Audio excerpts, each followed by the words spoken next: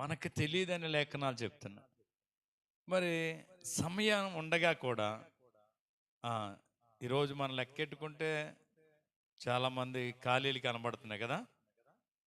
మరి దూరం అంటే కాదు, ఏంటంటే నిర్లక్ష్యం. రేపు ఏమి జరుగునో తెలియబడినటువంటి దినాలు ఉన్నాం.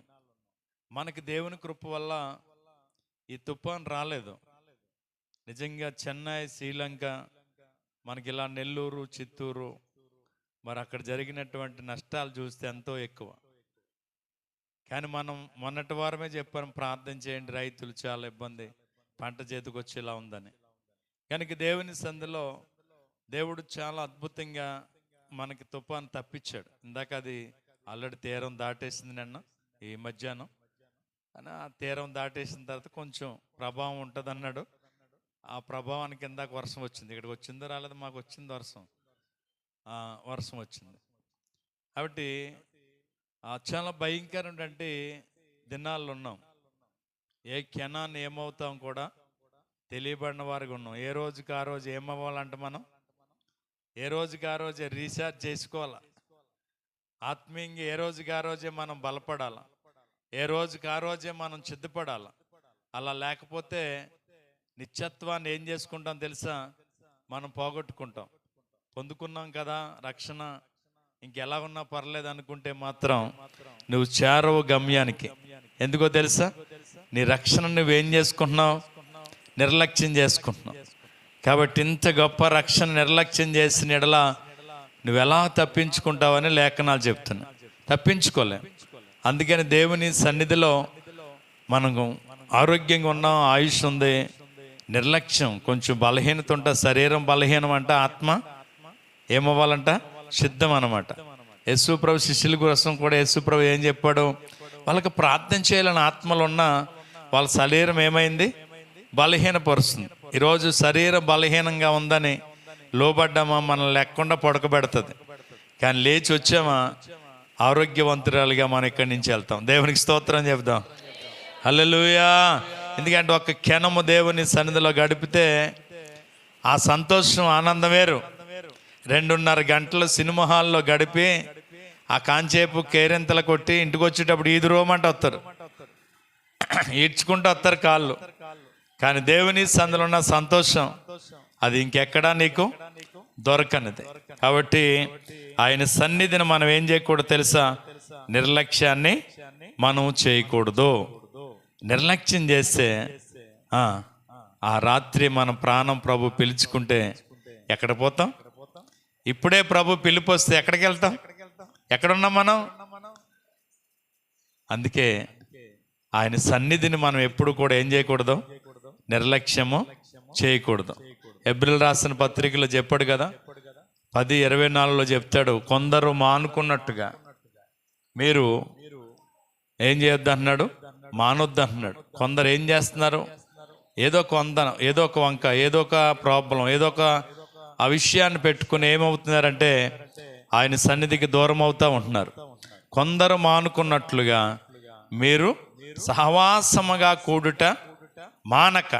ఎలాగా, సహవాసంగా కూడుట మానక, ఒక్కనినొక్కడు హెచ్చరించుకుంటూ మరి ఎక్కువగా ప్రేమ చూపుటకును సత్కారము చేయుటకును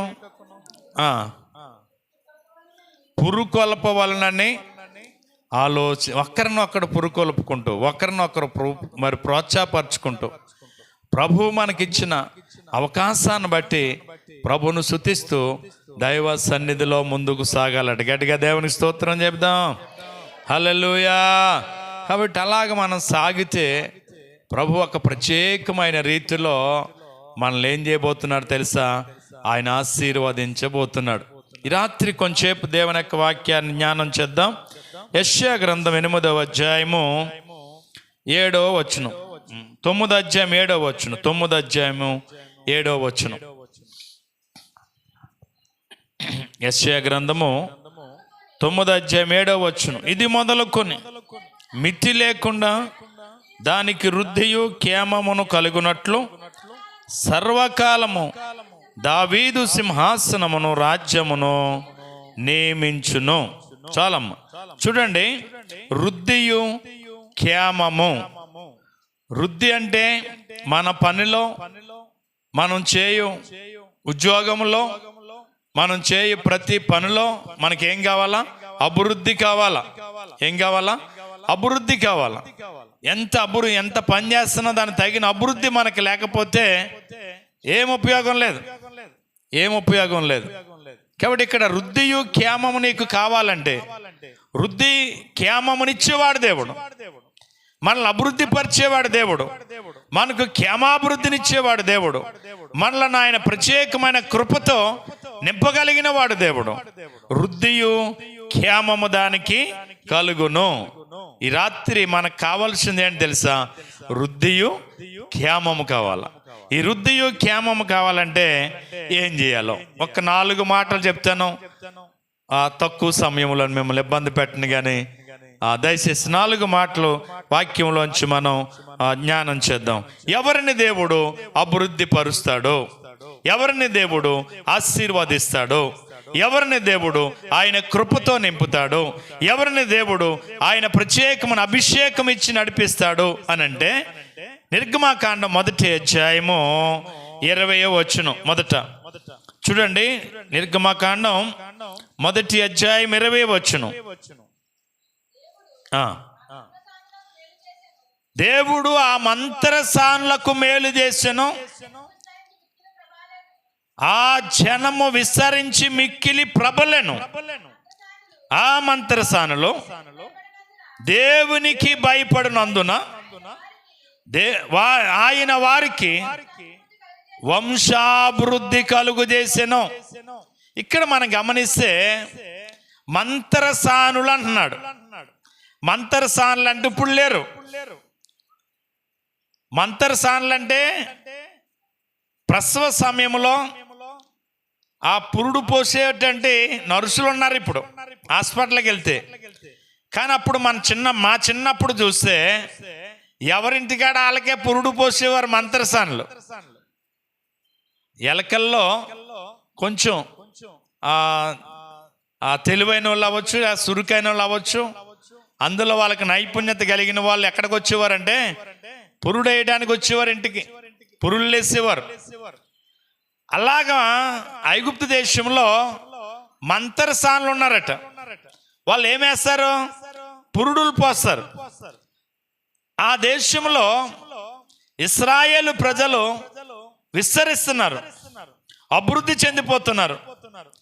ఈ ఇశ్రాయేలు ప్రజల యొక్క అభివృద్ధిని చూసినటువంటి ఫరో మంత్రసానులు, ఆ దేశంలో ఉన్న మంత్రసానులు అందరిని పిలిచి మీటింగ్ పెట్టాడట.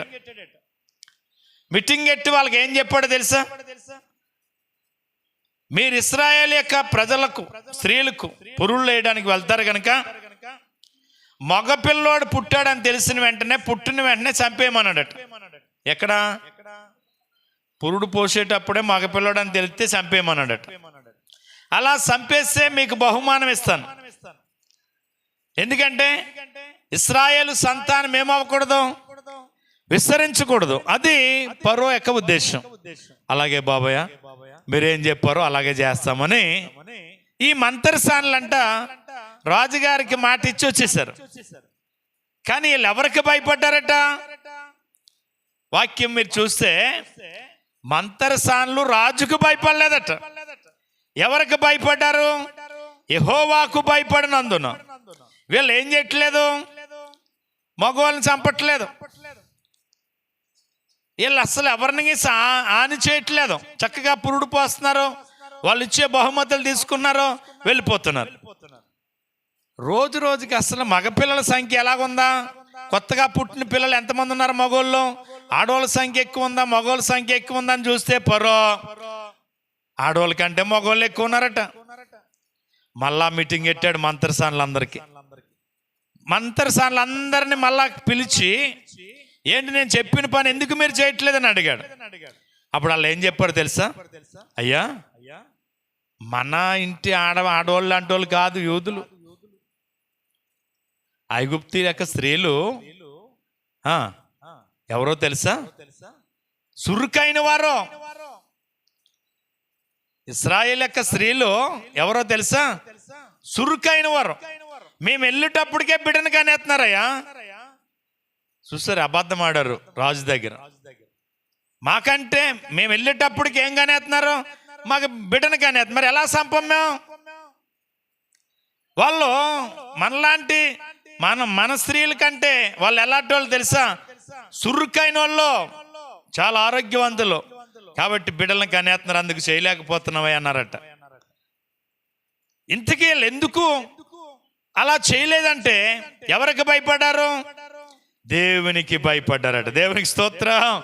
అంటే వీళ్ళు భయపడినందున, అంటే ఎవరైతే దేవునికి భయపడేవారుగా ఉంటారో, ఎవరైతే దేవునికి భయపడతారో వారిని దేవుడు ఏం చేసేవాడుగా ఉన్నాడు తెలుసా? ఆశీర్వదించు వాడుగా ఉన్నాడట. దేవునికి స్తోత్రం చెబుదాం. హల్లెలూయా. నువ్వు దేవునికి భయపడేవాడువైతే, దేవునికి భయపడే బిడ్డవైతే నీకు దేవుడు ఏమిచ్చేవాడుగా ఉన్నాడు తెలుసా? వృద్ధియు క్షేమము నీకు ఇస్తాడట. వృద్ధియు క్షేమము నీకు అనుగ్రహిస్తాడట. కాబట్టి ఆ రోజు ఆ మంత్రసానులు దేవునికి భయపడినందున, ఆ బిడ్డలు కాని తలపెట్టినందున దేవుడు అంట మంత్రసానుల యొక్క వంశాభివృద్ధిని దేవుడు కలుగజేసాడట. వాళ్ళ వంశం కూడా ఏం చేశాడంటే దేవుడు వృద్ధి చేశాడట. దేవునికి స్తోత్రం చెబుదాం. హల్లెలూయా. వృద్ధి అవడానికి గల కారణం ఏంటి తెలుసా? వాళ్ళు దేవునికి ఏం పడిన వారు? భయపడ్డారు. ఈరోజు నువ్వు ఆశీర్వదించబడాలా, నువ్వు చేస్తున్న పని దీవెనకరంగా మార్చబడాలా, నువ్వే చిన్న పని తలపెట్టిన పని దీవెనకరంగా మార్చబడాలంటే నువ్వెవరికి భయపడాలంట? ఎవరికి భయపడాలి? మనం దేవునికి భయపడాలి. కానీ ఎంతమంది దేవునికి భయపడేవారు ఉన్నాం? కనబడేటువంటి ఓ గాలి, ధూళి, ఈటి, లేక పాము, లేకపోతే ఇంకోటి కనబడితే వాటికి ఏం పడే వాళ్ళగా ఉన్నాం? భయపడే వాళ్ళగా ఉన్నాం. కానీ ఆకాశం అందున్న దేవుడు మనల్ని చూస్తున్నాడనే సత్యాన్ని ఎరగగలిగితే మనం ఆయనకి ఏం పడతాం తెలుసా? భయపడతాం. దేవునికి స్తోత్రం చెప్దాం. ఆకాశం నుండి ఆయన నరులను వంగి ఏం చేస్తున్నవాడట? పరిశీలన చేస్తున్న దేవుడు. వంగి పరిశీలన చేస్తున్నాడు అంటే ఆయన అందరినీ చూస్తున్నాడు. ఎవరైనా చూసారనుకోండి, మనం ఏదన్నా తప్పు చేస్తుంటే ఏమేస్తుంది? మనకి భయం వేస్తుంది. అయ్యి బాబా వాళ్ళు చూసారనిపిస్తుంది కదా. వీళ్ళందరికంటే పరమం నుండి ఎవరు చూస్తున్నారు? మనల్ని దేవుడు చూస్తున్నాడని తెలిస్తే మనకేమయ్యాలా? భయం వేయాల. కానీ ఇప్పుడు లోకంలో మన చుట్టూన్న మనుషులకు భయపడుతున్నామే కానీ ఆకాశం నుండి వంగి చూస్తున్న దేవునికి మనం ఏం పట్టలేదు? భయపడలేదు. ఎందుకో తెలుసా? ఆయన చూస్తున్నాడని కానీ, ఆయన మనల్ని పరిశీలిస్తున్నాడు కానీ మనం ఆ క్షణములు ఏం చేయలేకపోతున్నాం? గ్రహించలేక మాట పక్కనెట్టేస్తాను. ఈ చుట్టూ ఎవరైనా చూస్తున్నారా? ఎవరైనా వింటున్నారా? ఏదైనా మాట్లాడుకుంటున్నాం అనుకోండి, ఎవరైనా వింటున్నారా అని ఈ మనుషులకి భయపడేవారికి ఉంటున్నాం కానీ ఎవరికి భయపడలేకపోతున్నాం. అందుకే మనం అభివృద్ధి చెందలేకపోతున్నాం అంట. కాబట్టి ఎవరికి భయపడాలి? మనం దేవునికి భయపడేవారుగా ఉంటే దేవుడు మనల్ని ఏం చేస్తాడు తెలుసా? వృద్ధిలోనికి తీసుకొస్తాడట. దేవునికి స్తోత్రం చెప్దాం. ఆదికాండం 39 అధ్యాయం 1వ వచనం. ఆదికాండం 39 అధ్యాయము 1వ వచనం.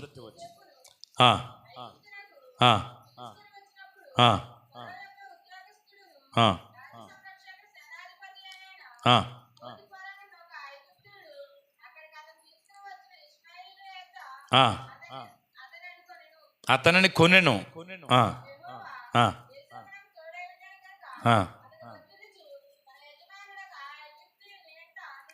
దేవునికి స్తోత్రం. ఇక్కడ చూడండి, యోసేపును వాళ్ళ అన్నగారులు అమ్మేశారు.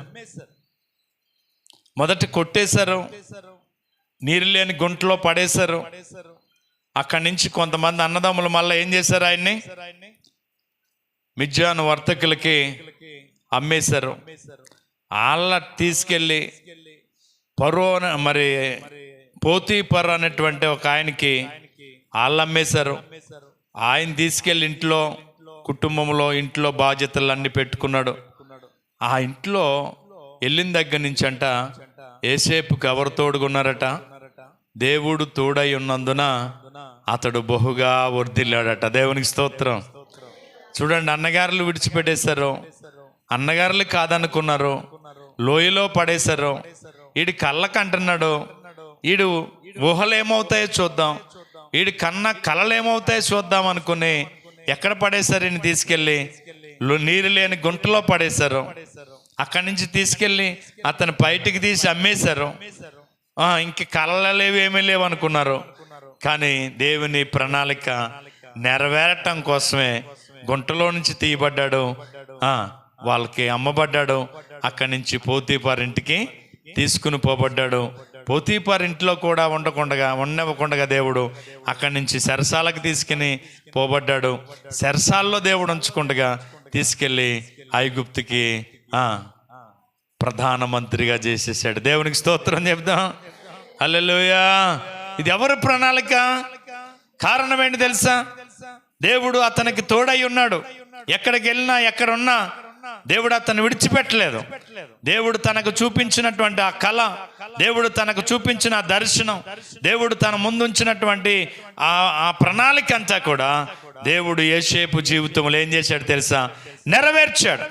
చిన్నప్పుడే ఒక కళ వచ్చిందట, చేనుకు వస్తుంటే ఒక కళ వచ్చింది. అన్నయ్య నాకు అన్నాడట. ఏంట్రా అన్నాడట? నా పన నిలబడ్డది, మీ పనులన్నీ నాకు నమస్కారం చేస్తానే అన్నాడట. అంటే నువ్వు రాజు అవుతావా, నీకు నమస్కారం చేస్తామా అని ఒక అసూయ ఎవరికి వచ్చేసింది? అన్నదమ్ములకు వచ్చేసింది. మళ్ళీ రోజున అన్నాడట, అన్నయ్య నక్షత్రాలన్నీ నమస్కారం చేస్తున్నాయి, వాటితో పాటు సూర్యుడు చంద్రుడు కూడా నాకు నమస్కారం చేస్తున్నట్టు కల వచ్చింది అన్నాడట. సూర్యుడు చంద్రుడు అంటే అమ్మ నాన్న, నక్షత్రాలంటే అన్నదమ్ము. మీరు అందరూ ఆఖరికి అమ్మ నాన్న కూడా నాకేం చేస్తున్నారని వచ్చిందండ, నమస్కారం చేస్తున్నట్టు వచ్చిందన్నాడట. అంటే దేవుడు చూపిస్తున్నాడు, ఇదిగో నీవు ఇలా జరగబోతుంది నీ జీవితంలోని. అది వీళ్ళకి చెప్పినందుకు ఏమైపోయింది? అసూయ వచ్చేసి వీడి కళ్ళు ఏమవుతాయి, వీడి రాజరికం ఏమవుతుందో చూద్దామని అందులో పడేశారు. అక్కడి నుంచి మళ్ళీ అమ్మేశారు. అక్కడి నుంచి పోతీఫర్ ఇంటికి వెళ్ళిపోయాడు. పోతీఫర్ ఇంట్లో అక్కడ ఉండిచ్చాడా దేవుడు.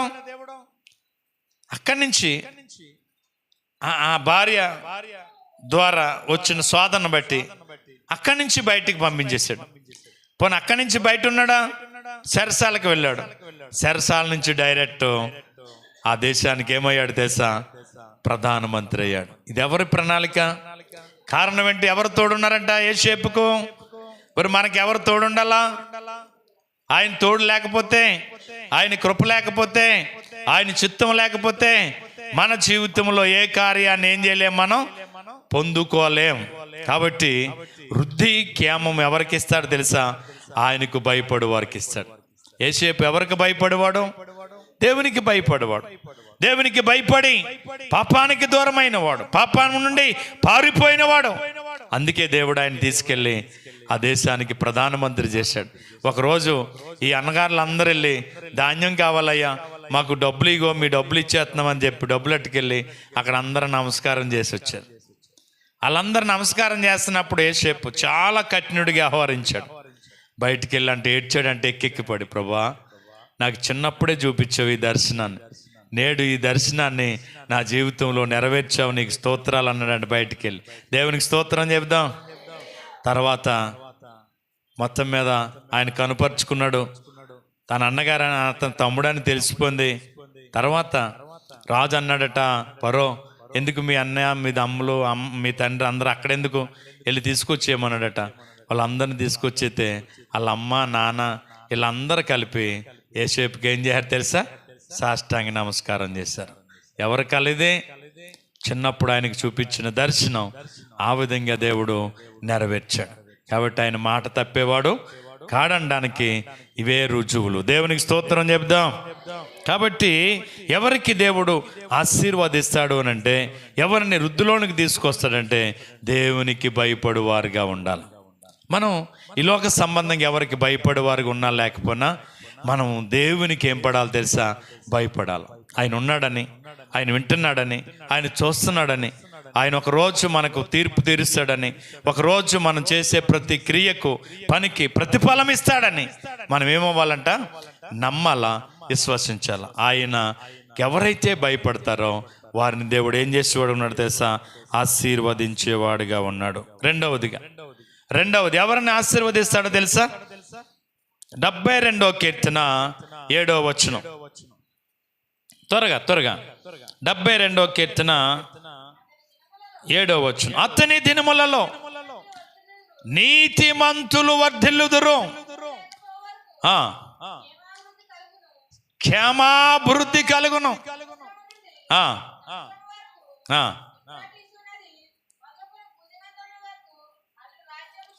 దేవునికి మహిమ కలుగును గాక. అతని దినములలో ఎవరు వర్ధిల్లుతారట? నీతిమంతులుగా ఉంటే, నీతిని కాపాడుకోగలిగితే, నీతిని కలిగి ఉంటే. నీతిమంతుడు ఎన్ని శ్రమలు పడ్డా ఒకరోజు ఆ శ్రమలన్నిటిలో నుంచి దేవుడు వాడికి ఏమి ఇస్తాడట? గొప్ప విడుదల ఇస్తాడట. ఇక నీతిమంతులు అతని దినములలో ఏమవుతారట? వర్ధిల్లుదురు. ఏమవుతారు? నీతిమంతులు ఏమవుతారట? అతని దినములలో వర్ధిల్లుదురు. అంటే ఎవరు వర్ధిల్లుతారు? నీతిమంతులు వర్ధిల్లుతారు. పాపాత్మలు కాదు, మోసగాళ్ళు కాదు, అక్రమ క్రియలు చేసేవాళ్ళు కాదు, అన్యాయపు మాటలు మాట్లాడేవారు వర్ధిల్లరు. ఎవరు వర్ధిల్లుతారో తెలుసా? నీతి కలిగిన వారు, నీతిమంతులుగా జీవించేవారు, నీతి కలిగి నడిచేవారు ఎవరైతే ఉంటారో వాళ్ళు ఏం చేయబడతారు తెలుసా? అపాయములో నుంచి తప్పించబడతారు. క్షేమాభివృద్ధి దేవుడు వాళ్ళకి ఇస్తాడట. మీరు గమనించండి, సృష్టి అంతా నాశనం అయిపోయింది. జల ప్రళయంలో ఒక్కడు కూడా మిగలకుండా చనిపోయాడు. కానీ నీతిమంతుని కుటుంబం మరి చనిపోయారా? ఆదికాండం 7వ అధ్యాయంలో మీరు చూస్తే నోవహు కుటుంబం నీతిమంతులుగా ఉన్నారు. దేవుడు వాళ్ళని ఆ జల ప్రళయంలో నుంచి ఏం చేశాడు తెలుసా? దేవుడు వాళ్ళని తప్పించాడు, వాళ్ళకి క్షేమాభివృద్ధినిచ్చాడు, వాళ్ళ ద్వారా మళ్ళా సృష్టిని మరి విస్తరింపజేశాడు. ఆ కుటుంబాన్ని దేవుడు ఆశీర్వాదకరంగా ఉంచాడు. కారణం ఏంటి తెలుసా? ఆ తరం వారిలో వాళ్ళ నీతిమంతులుగా ఉన్నారట, నీతిని వాళ్ళు కాపాడుకున్నారట. కాబట్టి నీతిమంతులు అతని దినములలో ఏమవుతారు తెలుసా? వర్ధిల్లుతారు. నీతిగా బ్రతకటం నేర్చుకుంటే ఆ నీతి మనలను ఆశీర్వాదంలోకి నడిపిస్తుంది. మోసం, దగ, అన్యాయం, అక్రమ పనులే నేర్చుకున్నారు ఇప్పుడు లోకమంతా. అదే ఎలాగ మోసం చేద్దామా, ఎలాగ మాయ చేద్దామా, ఎలాగ మనం సంపాదించుకుందామా, అక్రమ మార్గాలు ఏమున్నాయని ఎదుగుతున్నటువంటి వాళ్ళని మనం చూస్తున్నాం. ఒకవేళ అక్రమ మార్గంలో సంపాదించినోడు ఏదో రోజునే సిబిఐలకు దొరికేస్తున్నాడు, వాడిదంతా ఆస్తి పట్టుకెళ్ళిపోతున్నారు. నిన్న ఎవరినో కానీ పట్టుకున్నారు ఒక అతని ఆస్తిని 72 కోట్లు సంపాదించాడు. ఎన్ని కోట్లు? నేను ఓ కోటి ఇస్తే చాలు బాబు, మాకు బతికి జీవితాంతం సరిపోద్ది మాకు అనుకున్నాను. ఎన్ని కోట్లు అంట? 72 కోట్ల ఆస్తి. అక్రమం అది. సిబిఐ వాళ్ళు పట్టుకున్నారు, వాడు ఆస్తులంతా ఎంక్వైరీ చేస్తున్నారు. కాబట్టి ఈరోజు చాలామంది ఏ మార్గంలో వెళ్ళిపోతాక చూస్తున్నారు? తప్పు మార్గంలో వెళ్తున్నారు, అక్రమ మార్గాలు వెళ్తున్నారు.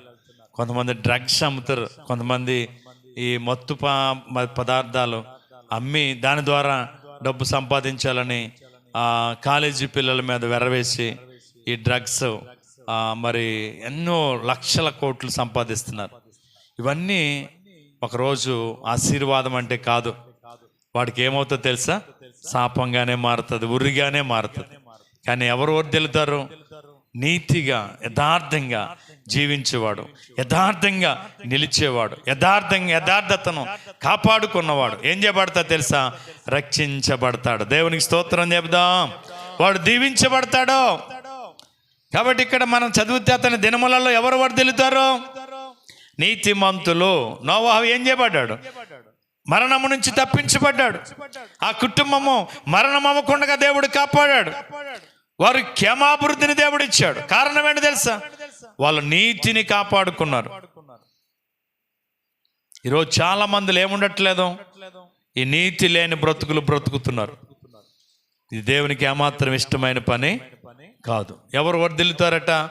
రెండవది నీతిమంతులుగా. ఎవరైతే నీతిని కలిగి ఉంటారో, నీతి కలిగి భక్తి చేస్తారో వాళ్ళు ఏం చేయబడతారట? వర్ధిల్లుతారట. దేవునికి స్తోత్రం చెబుదాం. హల్లెలూయా. మూడవది 92వ కీర్తన 13వ వచనం. యెహోవా మందిరములో నాటబడిన వారై వారు మన దేవుని ఆవరణములు వర్ధిల్లుదురు. ఎవరు వర్ధిల్లుతారంటే, మూడవదిగా దేవుని మందిరములో నాటబడాల. ఈరోజు విశ్వాసుల యొక్క జీవితాల్లో నాటబడే అనుభవం తక్కువైపోతుంది.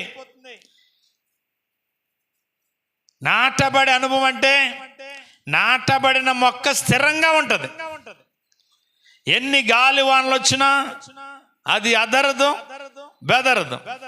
కానీ ఇప్పుడు చాలా మంది విశ్వాస జీవితాల్లో ఎలాగుంటున్నాయంటే రెల్లు వల్లే ఉంటున్నాయి. ఎటు గాలేస్తే అటు ఊగేవారుగా ఉంటున్నారు. ఇక్కడ కాదని అక్కడ, అక్కడ కాదని అక్కడ, ఇంకో దిక్కునని తిరిగేవారుగా ఉంటున్నారు. ఎవరు వర్ధిల్లుతారట? ఎవరు వర్ధిల్లుతారు?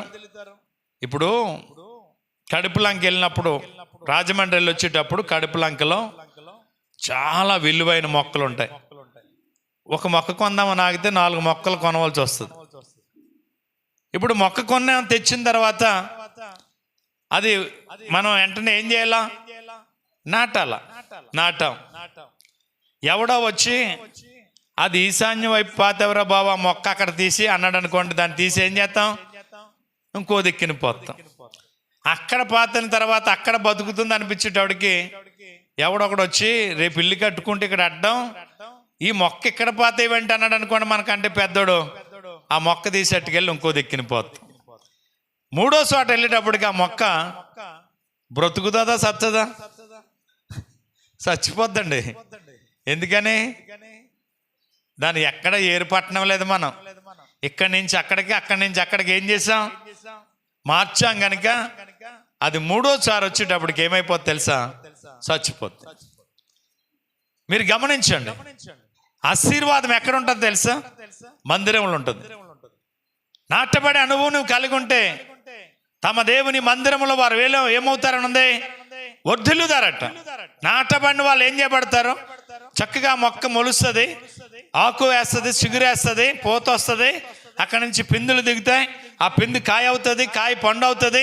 చక్కని పొలాలు 30 దంతులుగా, 60 దంతులుగా, 100 అంతులుగా దేవుని మందిరంలో ఏమవ్వాలి తెలుసా? మనం వర్ధిల్లాలి. అలా వర్ధిల్లాలంటే నాటబడిన అనుభవం కావాలి. దేవునికి స్తోత్రం చెబుదాం. ఏ అనుభవం కావాలా? నాటబడిన అనుభవం కావాలా. ఈరోజు నాటబడలేకపోతే నువ్వు వర్ధిల్లావు. కొంచెం వాక్యం నొప్పి అనిపించింది అనుకోండి, ఇంకేం ఎప్పుడు ఇంతే బాబు, నా కోసమే చెప్తున్నాడు అనుకుని గుడి మానేసే వాళ్ళు ఉంటారు. ఇంకో గుడికి వెళ్ళే వాళ్ళు ఉంటారు.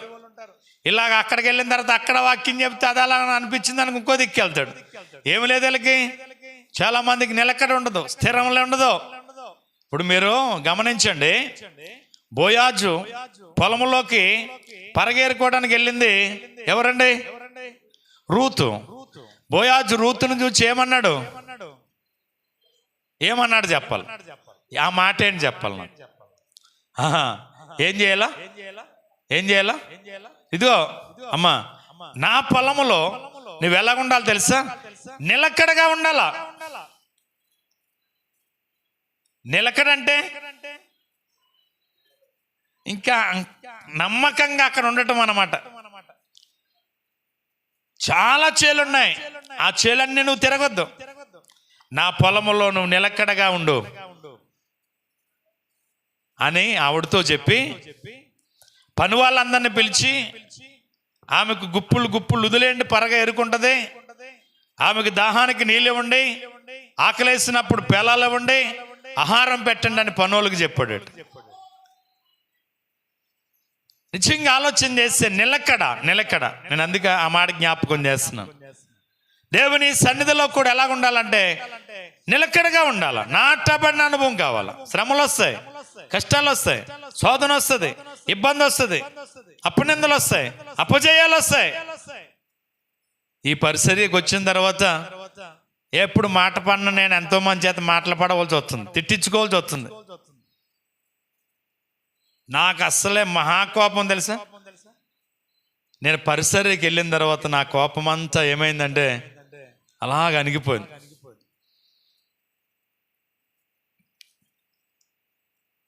అయితే ఎన్ని అపనిందలు వచ్చినా, ఎన్ని అపజయాలు వచ్చినా, ఎంతమంది చేత తిట్టించుకోవాల్సి వచ్చినా, ఎంతమంది చేత శోధించబడిన, ఎంతమంది చేత అవమాన పాలైనా దేవుని కొరకు నిలబడం ఈరోజు దేవుడు తన కృపతో నింపి ఆశీర్వదించాడు. దేవునికి స్తోత్రం చెబుదాం. హల్లెలూయా. నిలబడాలా, నిలకడ నిలకడ నిలకడ నిలకడ.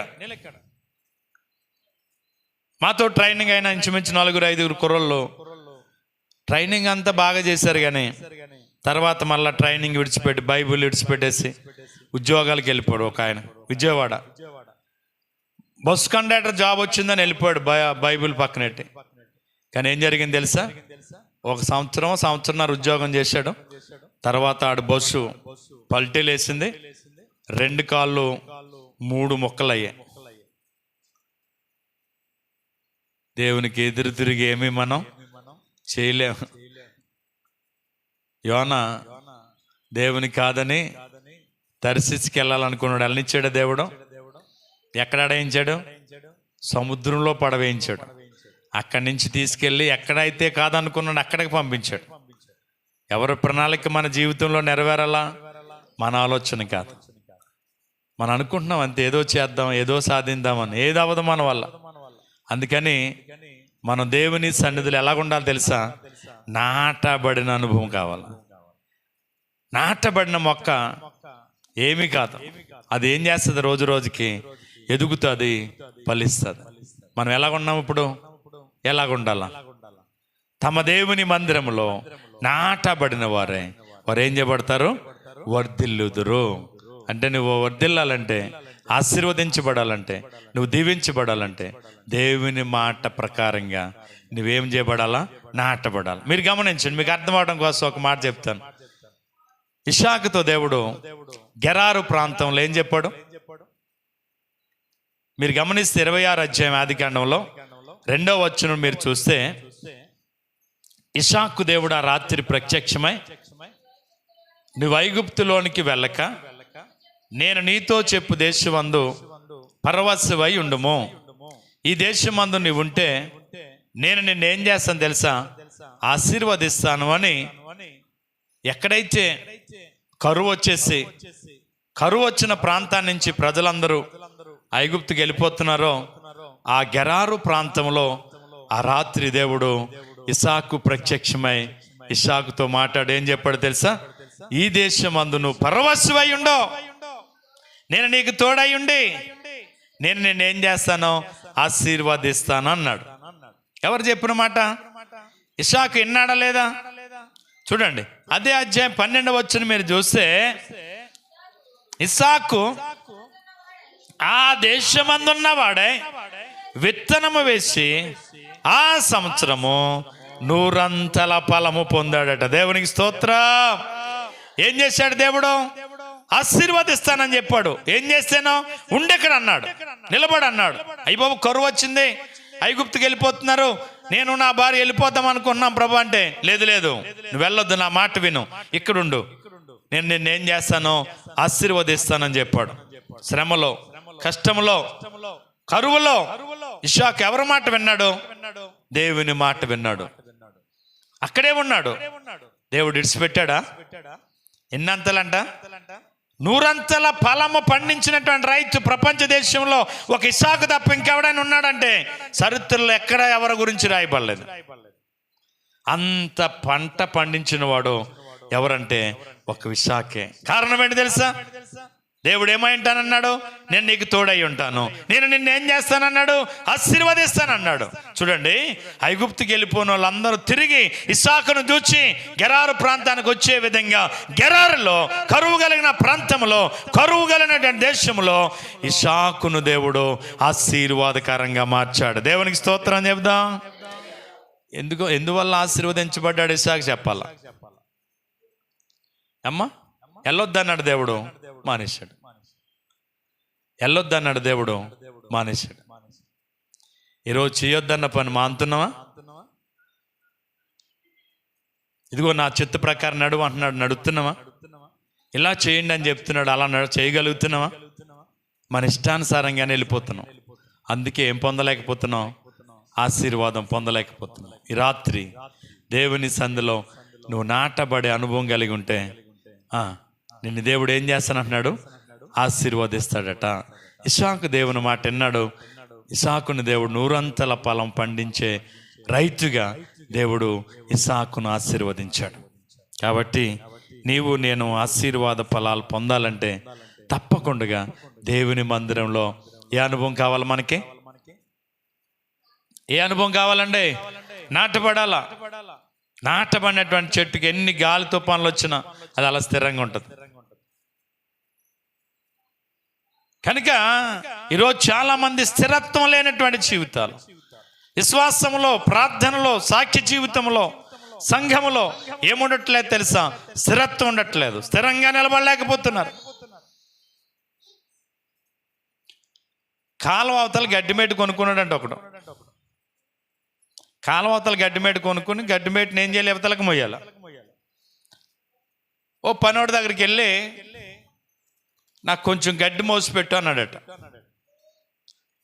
గడ్డి మోస్తాను, కూలి ఎంత అని మాట్లాడుకున్నాడు. ఓకే, కానీ ఒక షరతు పెట్టాడట.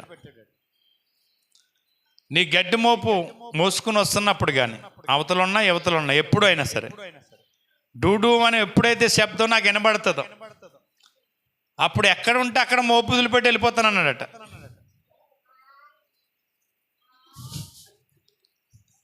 అది వాడు ఒప్పందం. ఎక్కడ డూడు అంటే అది వినపడుతుందో శబ్దం, నేను అక్కడే మోపిడిచిపెట్టా. బుర్ర బాబు వదిలిపెట్టేది కానీ మోయిరా బాబు అన్నాడంటే. కరెక్ట్గా కాలావతల నుంచి యువతలకు తేవాలి కదా. కాలం మధ్యలోకి వచ్చేటట్టు డూడు అని వినపడుతుందంటే అడుగులేహాడు. ఎందుకని? అడు ఒప్పందం. ఒరే కాళ్ళు వేసేవంట కుదరదు, ముందే చెప్పాను నేను అంటాడు. అంతెందుకండి, పప్పులూరు పాలన్నీ పెవల తీర్థం పెడతారా, దాని ఎదురుగుండా తోటలో గంగిరెడ్డిలో ఉండేవారు. ఆ తోట యజమాని పుల్లయ్య గొప్ప గారంట, రే కొంచెం పొద్దుట ఆకులు ఆకుపాడేండ్రా అన్నాడట. పొద్దుట ఆకులాగి వీళ్ళు ఏం చేశారు తెలుసా? మొత్తం లాగేసి కాలాడే.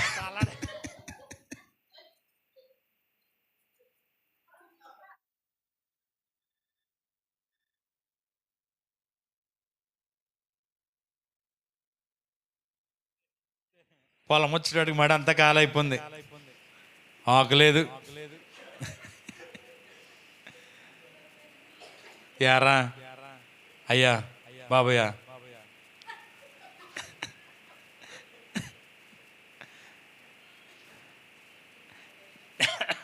మీరే కదా లాగి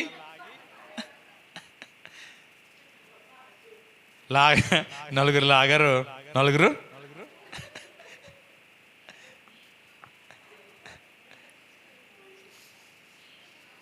మళ్ళా కాలువకి బరకం అడ్డం పెట్టించి ఆకంతా ఆయన పులిమించుకున్నాడు మనోళ్ళనెట్టి. అంటే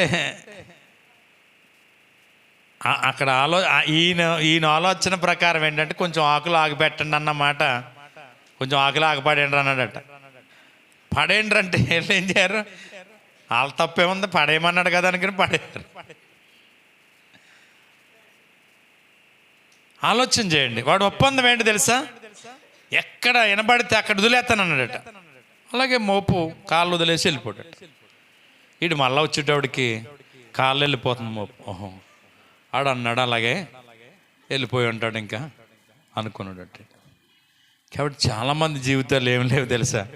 ఎక్కడ డూడు అంటే అక్కడికి పోయేలా కాదు. మందిరంలో మనం ఏ అనుభవం కావాలంటే నాటబడే అనుభవం కావాలి. నాటబడే అనుభవం కావాలి. ఈరోజు అటువంటి అనుభవం మనం ఉంటే మనం ఏం చేయబడతాం తెలుసా? వర్ధిల్లుతామంట, వర్ధిల్లుతాం. చివరిగా 4వ మాట, సామెతల గ్రంథం 11వ అధ్యాయం 24వ వచనం.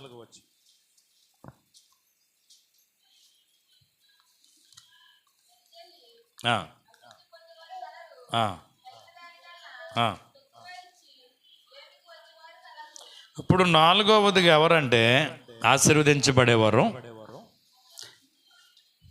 వెదజల్లువాడు అభివృద్ధి చెందుతాడట.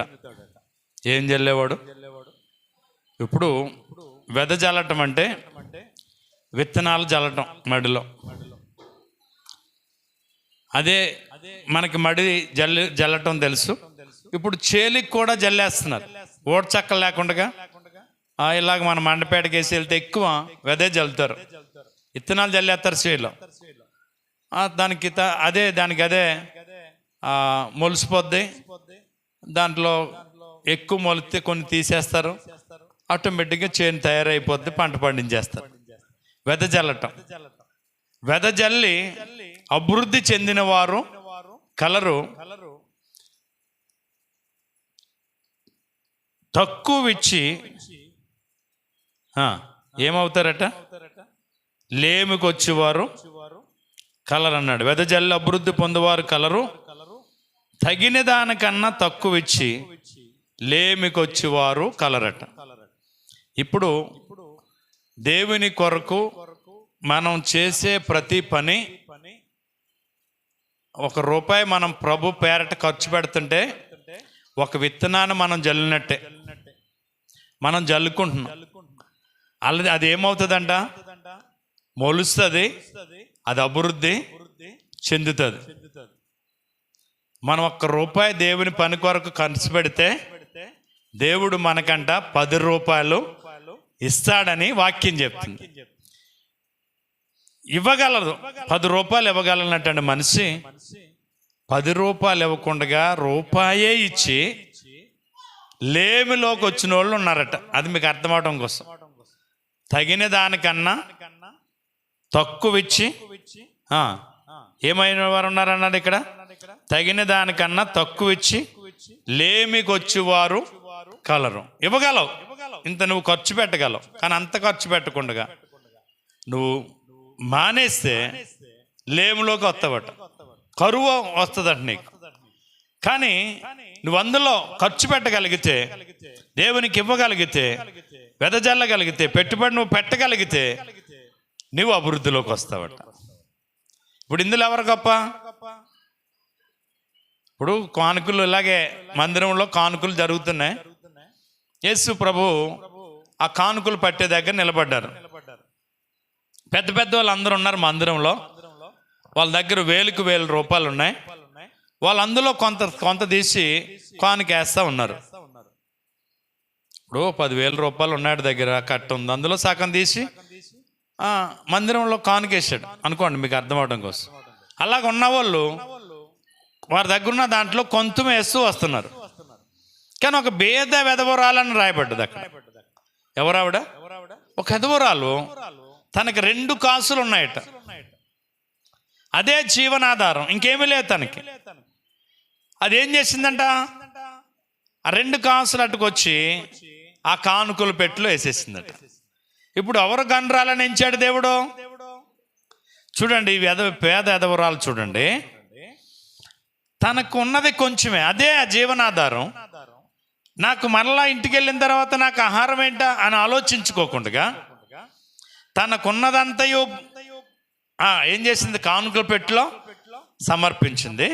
ఇక్కడున్న వాళ్ళు, వచ్చిన వాళ్ళు చాలా మంది, వాళ్ళు ఇవ్వగలిగింది కూడా ఇవ్వకుండా తక్కువే ఇచ్చారు.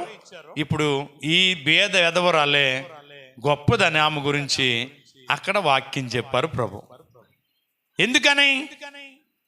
ఇవ్వలేని స్థితి అయినా ఇవ్వాల. కొంతమంది లేకపోయినా దేవుని పనికి ఏదో రకంగా సహాయపడాలని ఆశపడతారు. వాళ్ళ దగ్గర లేకపోయినా అప్పన్న చేసి దేవుని పని చేయాలని ఆరాటం పడతా ఉంటారు. కొంతమంది ఉన్నా వాడు దేవుని పనికి ముందుకు రాడు. కనుక ఎవడు వర్ధిల్లుతాడు? లేకపోయినా ఉన్నది కొంచెమైనా ఆ కొంచెాన్ని దేవుని కొరకు మనం ఖర్చు అవ్వగలిగితే మనల్ని దేవుడు వర్ధిల్ల చేస్తాడట. దేవునికి స్తోత్రం చెబుదాం. ఇప్పుడు సారైపోతే ఎదవరాలను మీరు గమనించండి, ముగిస్తాను నేను. తన దగ్గర పట్టెడి పిండి ఉంది, బుడ్డులో కొంచెమే నూనె ఉంది. ఒక 2 అప్పడాలు కాల్చుకోవడానికి నూనె సరిపోద్ది, 2 అప్పడాలు అవే పిండి ఉంది. కానీ 3వ వ్యక్తి వచ్చాడు, ఏలి అక్కడికి ఎంటర్ అయ్యాడు. ఆయన అంటాడు, అమ్మా కొంచెం నీళ్ళు పట్టురావా మంచిలు అన్నాడు. ఒక తెస్తానయ్యా అన్నది. ఆ చేత్తో వస్తా ఒక అప్పడం తెమ్మన్నాడు. ఆగిపోయింది ఆవిడ. అయ్యా 2 అప్పడాలు అవుతాయి, నీకు ఎలా తేను? అమ్మా అందులోనే మొదట కొంచెం అప్పం వేసుకు తేవా అన్నాడట. చర్లేనేదో ప్రవక్తలాగా ఉన్నాడు. నేను మానేసి పిల్లోడికి ఆయనకి వేద్దాం అనుకున్నట్ట. గబవ్వ వెళ్ళి కాళ్ళు చేలు కడిగేసుకుని పొయ్యి వెలిగించి ఒక అప్పం కాల్చుకుని లోటతో నీళ్ళు పట్టుకుని ఆయన దగ్గరికి అట్టుకొచ్చేసిందట. తర్వాత వెళ్ళి పిల్లోడికి వేసి పెడదాం అనని ఆయన దాన్ని ఆశీర్వదించి అది తిని నీళ్ళు తాగి ఆమెను ఆశీర్వదించాడట. వచ్చేసింది ఇంటికి ఆశీర్వాదం పట్టుకుని. ఇంటికి వచ్చి గవ్వ పిండి తీసి ఒక అప్పం కాలుద్దాం పిల్లోడికి అని తీస్తే ఇంకా పిండి ఉందట. మళ్ళా ఆవిడ కాల్చుకుందట. మళ్ళా పొద్దుటికి అప్పడం కాల్చుకుని ఆయనకి అట్టుకొచ్చిందట. మళ్ళీ ఇంటికి వెళ్ళి మళ్ళీ అప్పడాలు కాల్చుకుందామంటే మళ్ళా పిండి ఉందట. ఏంటి ఆశ్చర్యం అర్థం అవట్లేదు తనకి. 3.5 సంవత్సరాలంట ఆ తొట్టులో పిండి అవ్వలేదట, బుడ్లో నూనె అవ్వలేదట. ఎంత ఆశ్చర్యం అండి. ఎవరి ఆశీర్వాదం? ఎందులో? లేమిలో ఎవడైతే దేవుని కొరకు నిలబడతాడో, లేదు మనకి అని అక్కడే దేవుని కొరకు నిలబడతామో అప్పుడే దేవుడు మనల్ని ఏం చేస్తాడు తెలుసా? ఆశీర్వాదకరంగా మార్చే దేవుడు ఆయన. దేవునికి స్తోత్రం చెప్దాం. హల్లెలూయా. కాబట్టి నిజంగా ఆవిడ దొరుపోళ్ళందరినీ ఆయనోళ్ళు దొరుపోళ్ళందరినీ మొత్తం అందరిని తీసి తెచ్చి ఇంటికాడ పెట్టుకుందట. అందరికీ భోజనం పెట్టిందట. ఏమండి ఆ లోళ్ళు తన బంధువులు అన్న వాళ్ళు ఎవడో చచ్చిపోకుండా బ్రతికారట. అందరికీ సమృద్ధి ఆకలి ఆహారం ఉంది. ఎక్కడొచ్చింది ఇది? దేవుడు చెప్పాడు ఏలియాను, నువ్వు సారైపోతే వెళ్ళు, అక్కడ వెధవరాలు నీ కొరకు సిద్ధపరుస్తున్నాను అన్నాడు దేవుడు. ఆ ప్రకారం వెళ్ళాడు. అక్కడ కనిపించిన ఆవిడని చూడగానే ఈవిడ అనుకున్నాడు ఏలియా. వెంటనే ఆవిడని అడిగాడు. ఆమె దేవుని చేత ఏం చెప్పాడో తెలుసా? ఆశీర్వదించబడ్డది. ఈరోజు ఎవరు వర్ధిల్లుతారంటే చివరిగా లేములో వెదజల్లువాడు. ఎప్పుడు ఉండి ఇవ్వటం గొప్ప ఏముందండి? ఇప్పుడు నా దగ్గర 1000 రూపాయలు ఉన్నాయి, మీకు 100 రూపాయలు ఇవ్వడం పెద్ద గొప్ప ఏముందా? అసలు 100 రూపాయలు ఉన్నాయి, 1000 రూపాయలు ఇవ్వాలని ఇస్తానని చెప్పాను మీకు అనుకోండి. అప్పుడు నేను 900 అప్పు చేసి ఇవ్వటం నాకు గొప్ప. ఎందుకో తెలుసా? నా దగ్గర లేదు, అయినా ఇవ్వాలి కనుక నేను అప్పు చేసి ఇచ్చాను. అలాగని చెప్పి దేవుడు నన్ను అప్పు అలాగే ఉండతాడా? దాని దేవుడు సమృద్ధి చేత నింపే దేవుడు అయి ఉన్నాడు. దేవునికి స్తోత్రం చెప్దాం. హల్లెలూయా. ఇక్కడ ఎవరో బాగలేని వ్యక్తికి ఒక 1000 రూపాయలు ఇచ్చి వెళ్తే, నేను వెళ్ళిపోతే ఎవరింటికాడ ఆగి ప్రార్థన చేస్తే 2000 కోనకి ఇస్తారు. ఇక్కడ ఇచ్చిందంట, మరి దేవుడు ఇచ్చేదంట. అప్పులు ఉంచుతాడు అనుకుంటున్నావా? నువ్వు నేర్చుకో, అలవాటు చేసుకో, నిన్ను దేవుడు అలాగ ఆశీర్వదిస్తాడు. ఈరోజు చాలా మంది చేయకపోవటం వల్ల ఏమవలేకపోతున్నాం?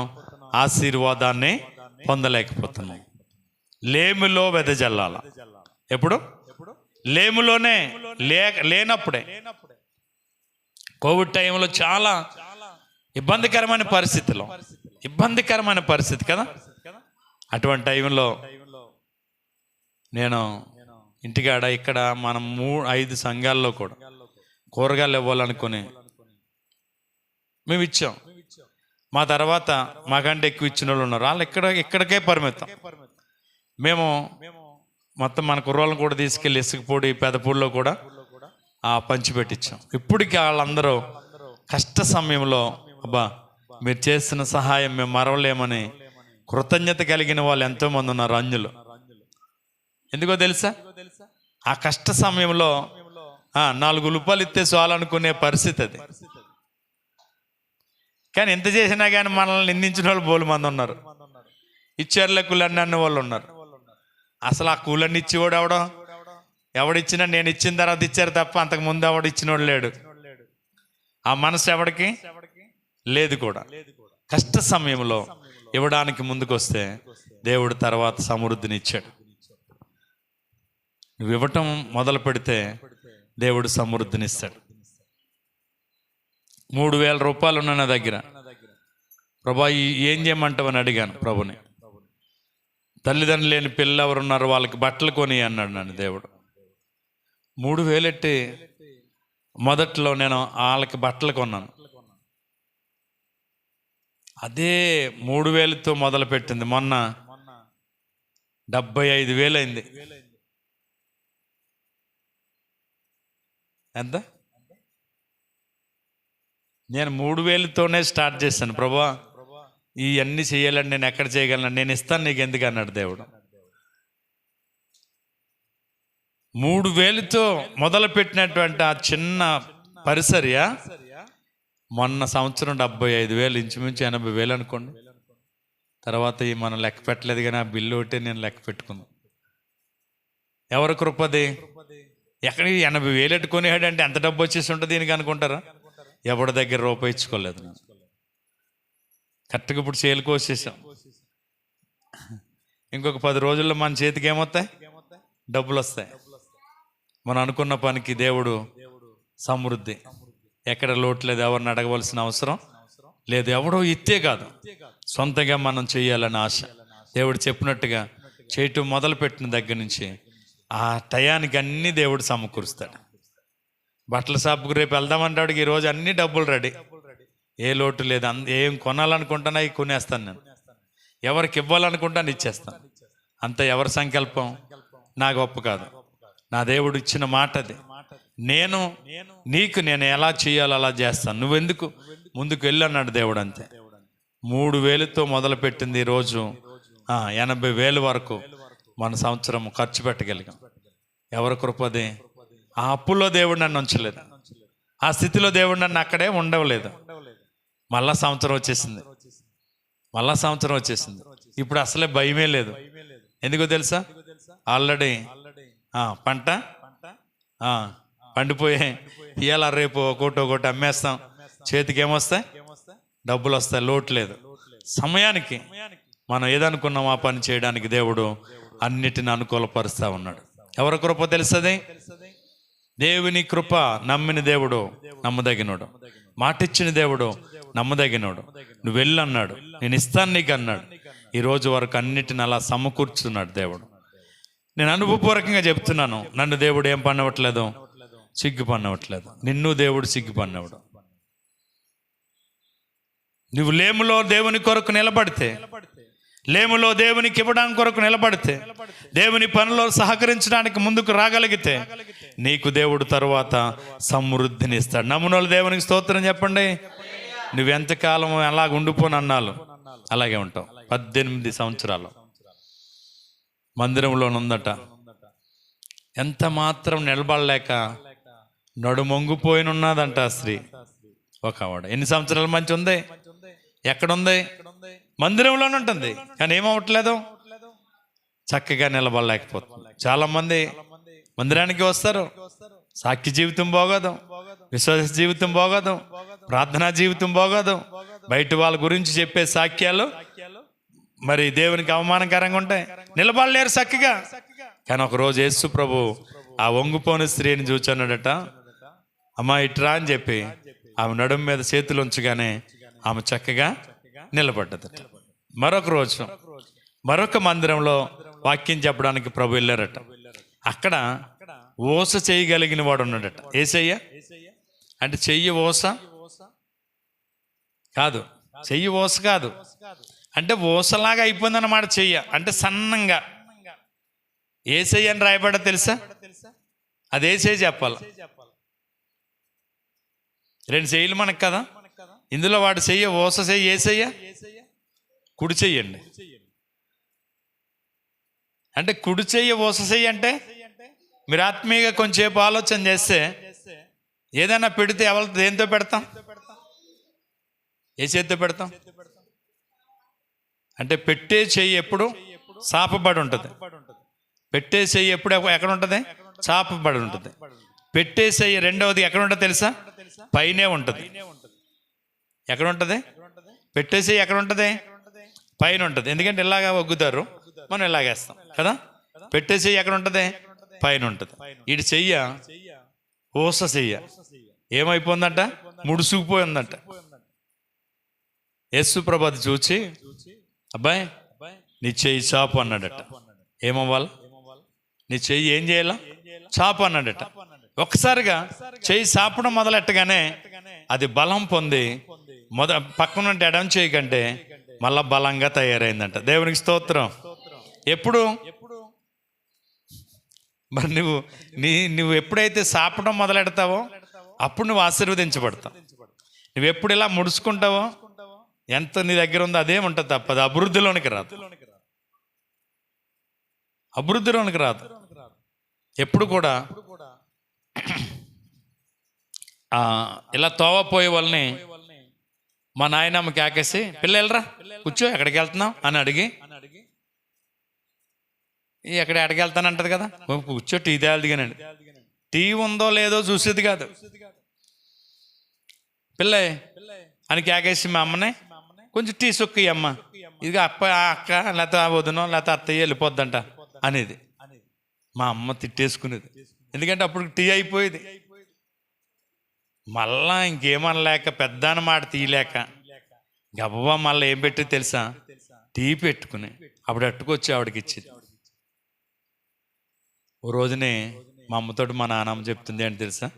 పిల్లే టీ ఎట్టు, వీళ్ళకి బొవ్వెట్టు అంటున్నాను, నువ్వు కోపకిచ్చుకోకే, నువ్వు ఇలాగ ఎట్టావనుకో నీ పిల్లలకి సమృద్ధి అయిన భోజనం దేవుడు ఎడతాడు అన్నది. నువ్వు పెట్టేదానిగా ఉంటే నీ బిడ్డలకు దేవుడు సమృద్ధిని ఇస్తాడని చెప్పింది. అప్పటి నుంచి ఇంకెప్పుడు మా నాన్నమ్మ మీద మా అమ్మ కోపపడేది కాదు. అన్నం పెట్టమంటే అన్నమే ఎట్టేది, టీ ఇమ్మంటే టీ ఇచ్చేది. నిజంగా ఈరోజు దేవుడు మాకు సమృద్ధిని ఇచ్చాడు. దేవునికి స్తోత్రం చెప్దాం. హల్లెలూయా. మరి నీవు అటువంటి సమృద్ధి చేత నింపబడాలా. ఈ రాత్రి దేవుడు చెప్తున్నది అదే, రుద్దియు క్షేమము నీకు ఇస్తాను. మాకేముందంటవా? ఆ ఉన్న దాంట్లోనే మొదటిది అన్నాడు ఎవరు? ఏలియా. ఉన్న కొంచెంలోనే మొదటిది అన్నాడు ఏలియా. అంతేనా? ఏముంది మాకయ్యా, ఇద్దరికి సరిపోతుంది, చచ్చిపోతాం తినేసి, ఇంకేమీ లేదన్నది. ఆ ఉన్న దాంట్లోనే అన్నాడు. ఏమీ లేదనుకుంటున్నావా? ఆ ఉన్న దాంట్లోనే కొంచెం నువ్వు చేయి చాపటం అలవాటు చేసుకుంటే నువ్వు దీవించబడతావు. నువ్వు చేసిన పనికి నీ వెనకున్న వారు ఏం చేయబడతావు తెలుసా? దీవించబడతారు. నీ పిల్లలకు సమృద్ధి అనే దేవుని ఉంటుంది. నువ్వు దీవించబడతావు, నీ వెనుక నీ పిల్లలు దీవించబడతారు. ఈ రాత్రి ప్రభు ఇస్తున్న వాగ్దానం అది.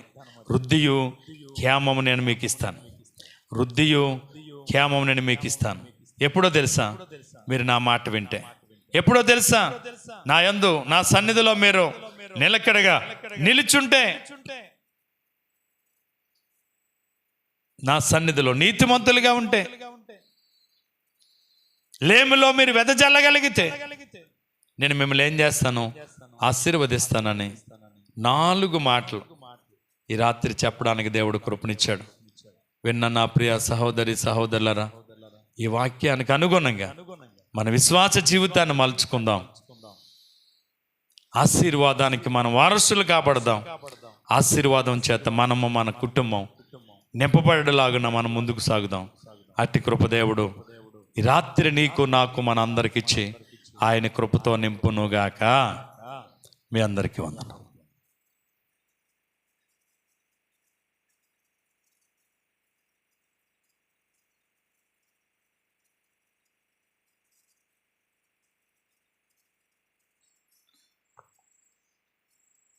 ఓకే, మిమ్మల్ని ఇబ్బంది పెట్టినాను.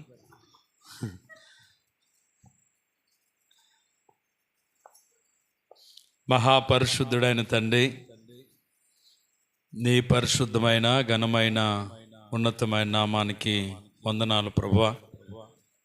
నీ ఉచితమైన మహాకృప చేత భయంకరమైన దుర్దినాల్లో, అపాయకరమైన కాలంలో మమ్మల్ని ఎంతగానో కాచి కాపాడి భద్రపరిచి సజీవులుగా మమ్మల్ని ఉంచిన మా తండ్రి మీకు స్తోత్రాలు. మాకంటే గొప్పవారు, గనులైన వారికి లేని భాగ్యం మాకిచ్చి నీ పాద సన్నిధిలో చేరి ప్రార్థించుకునే తరుణాన్ని ఇచ్చు. వృద్ధియు క్షేమం మాకు కావాలంటే మేమేం చేస్తే మాకు వృద్ధి క్షేమం కలుగుద్దాం, మేము ఆశీర్వదించబడతాము, దీవించబడతాము.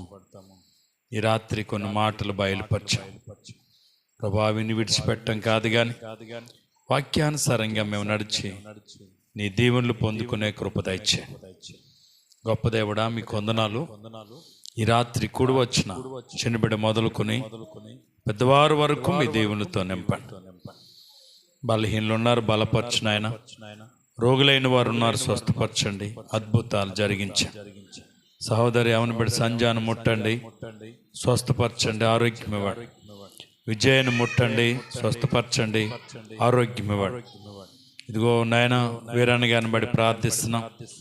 ఆయనకున్న అనారోగ్యం స్వస్థపరచండి. వృద్ధాప్యాలు ఉన్నారు, కావలసిన ఆదరణ, ఆరోగ్యాన్ని ఇమ్మని ప్రార్థిస్తున్నాం. హాస్టల్ ఉన్నటువంటి నాయన ప్రసన్నను బట్టి, సిరివలను బట్టి, ప్రశాంతిని బట్టి కూడా ప్రార్థిస్తున్నాం. బిడ్డ ధైర్యంగా ఉండటానికి ఇప్పుడు వరకు కృపించాం. ఇక నువ్వు ధైర్యం కలిగి అక్కడ ఉండగలిగి చదువుకోగలిగే కృపా బిడ్డకిచ్చి మేలు చేయమని ప్రార్థన చేస్తున్నాను. కృపగల దేవా నీ కొందనాలు. ఈ రాత్రి కూడి వచ్చిన చిన్నబిడ్డ మొదలుకొని పెద్దవారు వరకు మీ దేవునితో నింపండి. బలహీనులుంటే బలపరచండి, రోగులుంటే స్వస్థపరిచి అద్భుతాలు, ఆశ్చర్యమైన కార్యాలు ప్రభా నీ నామం పేట జరిగించి మేలు చేయమని విత్తబడిన వాక్యం ప్రతి హృదయంలో ఫలింపచేయండి. వాక్యానుసరమైన జీవితాలు మాకు అనుగ్రహించండి. నీ నామాన్ని మహిమ తెచ్చుకోమని బిడ్డలు తీసుకొచ్చిన కానుకలు కూడా దీవించి రెట్టింపు ఆశీర్వాదాలు బిడ్డలకి ఇచ్చి నీ నామాన్ని మహిమ తెచ్చుకోమని, ఘనత, మహిమ, ప్రభావాలు మీరు పొందమని, ఎందరైతే రాలేకపోయారో నాయన వారు మేము కలిసి నాయన ఆదివారం ఉదయకాల ఆరాధనలో పాల్గొని నేను గణపరుచుకునే కృప మా అందరికి దయచేసి నీ నామాన్ని మహిమ తెచ్చుకోమని యేసయ్య ఘనమైన నామమున ప్రార్థించి స్తుతించి అడిగి వేడుకొనుస్తున్నాం పరమ తండ్రి. ఇప్పుడు మన తండ్రి అయిన దేవుని యొక్క ప్రేమయు కుమారుడైన యేసుక్రీస్తు వారి యొక్క కృపయు పరిశుద్ధాత్మ యొక్క సహవాసము సమాధానం ఇక్కడ కూడా మనకును సర్వలోకముండ నామమున ఎరిగిన ప్రతి ఒక్కరికి ఈ వాక్యం యూట్యూబ్ లో వాక్యం విన్నటువంటి వారికి, వారి కుటుంబాలకు ప్రభు కృప నిత్యము తోడై నడిపించును గాక. ఆయన సన్నిధి కాంతి మన మీద, మన బిడ్డల మీద, సంఘం మీద నిత్యము నిలుచును గాక. యేసు రక్తమే, సిలువ రక్తమే, ప్రవేశ రక్తం సంపూర్ణ విషయం అపవాదికి ఎలిగనంత నాశనము కలుగును గాక. ఆమేన్, ఆమేన్, ఆమేన్. అందరికి